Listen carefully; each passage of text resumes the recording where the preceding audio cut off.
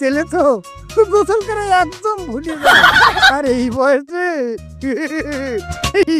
গোসল করার কি দরকার? আরে দাদু, আপনি তো মজা করছেন। এই শীতে এই বয়সে যদি গোসল না করে তাহলে দাদা ঝরঝরি থাকবো কি করে? ওরে দাদু, এখন তো দেখছি গোসল না করি থাকার বড় মাস্টার আপনি। ওরে দাদু, পুকুর পাড়ে যখন গোসল করতে যাই, পুকুরে পানিতে পানা একটু টুপুস করে দিলি, শীতের ভয়ে দাদু আর পুকুরে পানিতে নামতে ইচ্ছা করে না। দাদু রে, শীতে গোসল করার কথা বলি না। আচ্ছা, আমরা তো শীতে খুব একটা গোসল করি না। আরে তুই তো বাচ্চা, এই শীতের ভিতরে তোর তো গোসল করার কোনো প্রশ্ন হয়ে ওঠে না। শোন, এই শীতের ভিতরে গোসল করে আবার কোন জোরদারি বাদাই ফেলাবি, তখন কিন্তু সমস্যা হয়ে যাবে। শোন, আমি তাই এক সপ্তাহ গোসল করি, দেখি তুই যেন কারোর সাথে বলিস নে তুই কি বাড়ির বেরি। কিন্তু আমি তো শীতেও গোসল করি, আমি তো একটা আস্তে পাখির মতো। এ তুমি আসলেই তো পাখির মতো। মনে হচ্ছে তুমি এই শীতের ভিতরে পানিতে ঝাঁপিয়ে পড়বে।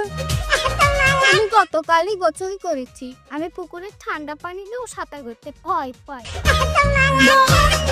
আরে না না, সাঁতার কাটার আগে তুমি একটু পরামর্শ নাও। আর তুমি তো ছোট মানুষ, সাঁতার কাটতে গেলে গলা আটকে যাবে। দাদা, তুমি তো সব সময় বাড়া আমাদের ভয় দেখাচ্ছাও। আরে রিফান শোন, এই শীতে গোসল না করলেই এই শরীরে কিন্তু বিরাট বিশ্রী গন্ধ বেরোয়, বুঝলি? আর শোনো দাদা, এই গ্রামে আমাদের এই পুকুর পাড়ে গেলেই ওই পানি দেখলেই আমাদের বিরাট গোসল করতে ভয় লাগে, বুঝলি? আর তুমি বারবার আমাদের কিন্তু সেই ভয়টাই দেখাচ্ছ। আমরা যদি গোসল না করি তাহলে প্রতিদিন যদি আমরা একটু স্প্রে মেরে বেরোই তাহলে কিরম হয়? আচ্ছা, তোমরা তো বড় বড় কথা বলছো।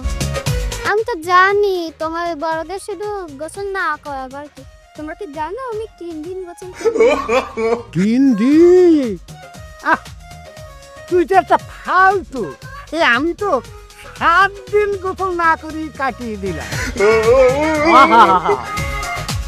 কিন্তু দাদা, আমি তো ছোট, আমার কাছে গোসল না করাটা মোটেও ভালো। কিন্তু নুসরাত, তুমি গোসল না করলে কি হবে?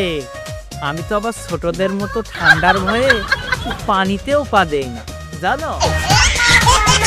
আচ্ছা, বেশ বেশ, আমি বুঝতে পারিছি। এই শীতে আমাদের গ্রামে গোসল না করা নিয়ে একটা প্রতিযোগিতা হবে, বুঝতে পারিস?